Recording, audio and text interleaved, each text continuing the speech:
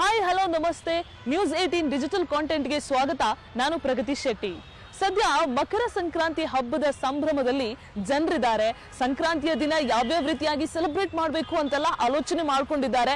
ಯಾವ್ಯಾವ ದೇವಸ್ಥಾನಕ್ಕೆ ಹೋಗಿ ಪೂಜೆ ಮಾಡೋದಪ್ಪ ಈ ಎಲ್ಲ ಲಿಸ್ಟ್ ಗಳನ್ನ ಆಲ್ರೆಡಿ ಬಹುತೇಕ ಜನ ಮಾಡ್ಕೊಂಡಿದ್ದಾರೆ. ಆದ್ರೆ ಮಕರ ಸಂಕ್ರಾಂತಿಯ ಈ ಸಂಭ್ರಮ ಈ ವರ್ಷದ ಮೊದಲ ಹಬ್ಬ ಅಂತ ಹೇಳ್ಬೋದು. ಅಂದ್ರೆ ಮಕರ ಸಂಕ್ರಾಂತಿನೇ ಈ ವರ್ಷದ ಮೊದಲ ಹಬ್ಬ. ಸೊ ಈ ಹಬ್ಬದ ದಿನ ನಡೆಯುವಂತಹ ಅಪರೂಪದ ದೃಶ್ಯ ಅಂದ್ರೆ ಅದು ಗವಿಗಂಗಾಧರೇಶ್ವರ ಸ್ವಾಮಿ ದೇವಸ್ಥಾನದಲ್ಲಿ ನಡೆಯುವಂತಹ ಒಂದು ಅಪರೂಪದ ದೃಶ್ಯ ಸಾಕ್ಷಿ ಆಗುತ್ತೆ. ಹಾಗಾದ್ರೆ ಈ ಸಲ ಆ ಅಪರೂಪದ ದೃಶ್ಯ ಎಷ್ಟು ಹೊತ್ತಿಗೆ ಸಾಕ್ಷಿ ಆಗುತ್ತೆ ಆ ಎಲ್ಲ ವಿಚಾರವನ್ನ ಇವತ್ತಿನ ಈ ವಿಡಿಯೋದಲ್ಲಿ ನಾವು ನಿಮ್ಗೆ ಹೇಳ್ತಾ ಹೋಗ್ತೀವಿ, ಕೇಳಿ. ಬೆಂಗಳೂರಿನ ಅತಿ ಪ್ರಸಿದ್ಧಿಯನ್ನ ಪಡೆದುಕೊಂಡಿರುವಂತಹ ಪುರಾತನವಾದ ದೇವಸ್ಥಾನ ಅಂದ್ರೆ ಅದು ಗವಿಗಂಗಾಧರೇಶ್ವರ ಸ್ವಾಮಿಯ ದೇವಸ್ಥಾನ. ನಾನಾ ಕಾರಣಗಳಿಂದ ಈ ದೇವಸ್ಥಾನ ಪ್ರಖ್ಯಾತಿಯನ್ನ ಪಡ್ಕೊಂಡಿದೆ. ಇಷ್ಟಾರ್ಥಗಳ ಈಡೇರಿಕೆಗೆ ಸ್ವಾಮಿ ಯಾವಾಗ್ಲೂ ಕೂಡ ಇಷ್ಟಾರ್ಥವನ್ನ ಈಡೇರಿಕೆ ಮಾಡ್ತಾನೆ ಅನ್ನುವಂತಹ ನಂಬಿಕೆ ಜನರಲ್ಲಿ ಇದೆ. ಬೇಡಿ ಬಂದಂತಹ ಭಕ್ತರಿಗೆ, ಸಮಸ್ಯೆಯನ್ನ ಹೇಳಿಕೊಂಡು ಬಂದಂತಹ ಭಕ್ತರಿಗೆ ಸಮಸ್ಯೆಗೆ ಪರಿಹಾರ ಸಿಗುತ್ತೆ ಅನ್ನುವಂತಹ ನಂಬಿಕೆ ಬಹುತೇಕ ಭಕ್ತ ವಲಯದಲ್ಲಿ ಇರುವಂತಹದ್ದು. ನಾನಾ ಕಾರಣಗಳಿಂದ ಗವಿಗಂಗಾಧರೇಶ್ವರ ಸ್ವಾಮಿಯ ದೇವಸ್ಥಾನ ಪ್ರಖ್ಯಾತಿಯನ್ನ ಪಡೆದುಕೊಂಡಿದೆ.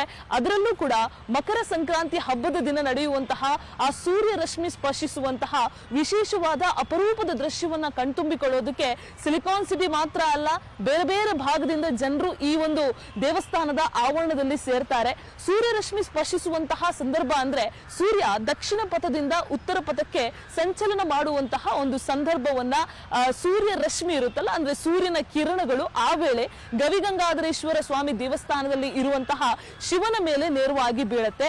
ಆ ಸೂರ್ಯ ರಶ್ಮಿ ಸ್ಪರ್ಶಿಸುವಂತಹ ಆ ಸಂದರ್ಭವನ್ನೇ ಗವಿಗಂಗಾಧರೇಶ್ವರ ಸ್ವಾಮಿಯ ದೇವಸ್ಥಾನದಲ್ಲಿ ಸೂರ್ಯನ ರಶ್ಮಿ ಸ್ಪರ್ಶಿಸುವಂತಹ ಆ ವಿಶೇಷವಾದಂತಹ ಅಪರೂಪದ ದೃಶ್ಯವನ್ನ ಬಹುತೇಕ ಜನ ಕಣ್ತುಂಬಿಕೊಳ್ಳೋದಕ್ಕೆ ನಾನಾ ಭಾಗದಿಂದ ಬರ್ತಾರೆ. ಬಂದಂತಹ ಎಲ್ಲ ಜನರಿಗೂ ಕೂಡ ವಿಶೇಷವಾದಂತಹ ವ್ಯವಸ್ಥೆ ದೇವಸ್ಥಾನದಿಂದ ಮಾಡಲಾಗುತ್ತೆ. ಅದ್ರ ಜೊತೆಗೆ ಧನುರ್ಮಾಸ ಅಂತ್ಯ ಆಗೋದ್ರಿಂದ ವಿಶೇಷವಾದಂತಹ ಪೂಜೆ ಪುನಸ್ಕಾರಗಳನ್ನು ಕೂಡ ಸ್ವಾಮಿಗೆ ವಿಶೇಷವಾದಂತಹ ಅಭಿಷೇಕವನ್ನು ಕೂಡ ಮಾಡ್ತಾರೆ. ಅದ್ರ ಜೊತೆಗೆ ಈ ಸೂರ್ಯ ರಶ್ಮಿ ಸ್ಪರ್ಶಿಸೋದು ಅಂತ ಅಂದ್ರೆ ಸೂರ್ಯ ದೇವ ಶಿವನಿಗೆ ಮಾಡುವಂತಹ ವಿಶೇಷವಾದಂತಹ ಪೂಜೆ ಅಂತ ಹೇಳ್ತಾರೆ.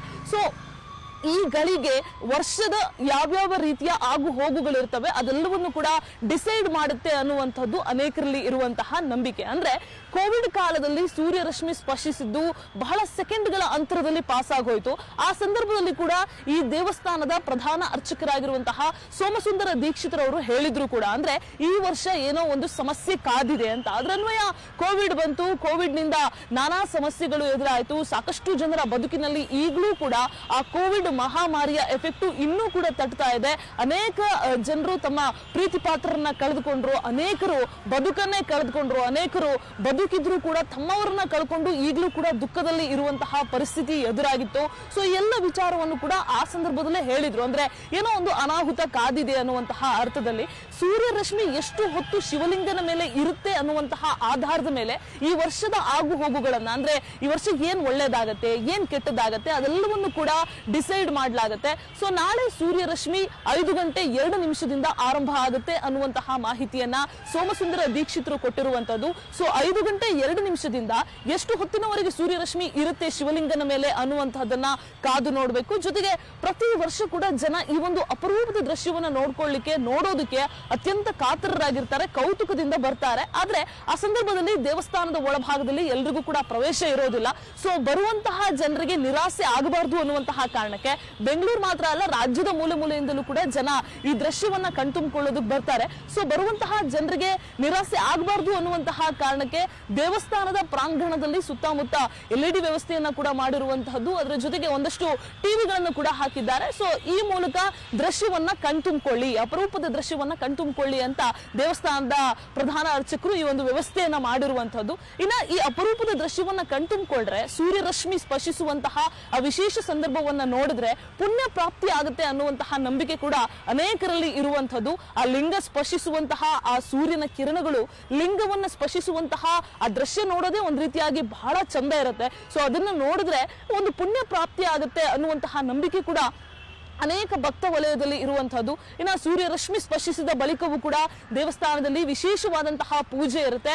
ಮಾರನೇ ದಿನವೂ ಕೂಡ ಬೆಳಗ್ಗೆಯಿಂದಲೇ ವಿಶೇಷವಾದಂತಹ ಪೂಜೆ ಕೂಡ ಆರಂಭ ಆಗುತ್ತೆ. ಗವಿಗಂಗಾಧರೇಶ್ವರ ದೇವಸ್ಥಾನ ನಾನಾ ಕಾರಣಗಳಿಂದ ಪ್ರಸಿದ್ಧಿಯನ್ನ ಪಡೆದುಕೊಂಡಿದೆ. ಸೂರ್ಯ ರಶ್ಮಿ ಸ್ಪರ್ಶಿಸುವಂತಹ ಸಂದರ್ಭವೂ ಕೂಡ ಅನೇಕರನ್ನ ಅತ್ಯಂತ ಕೌತುಕದಿಂದ ಈ ಗಳಿಗೆಯನ್ನ ನೋಡೋದಕ್ಕೆ ಜನ ಬರೋದಂತೂ ಸತ್ಯ. ಕ್ಯಾಮರಾಮನ್ ಎಡ್ವಿನ್ ಜೊತೆ ಪ್ರಗತಿ ಶೆಟ್ಟಿ, ನ್ಯೂಸ್ 18 ಬೆಂಗಳೂರು.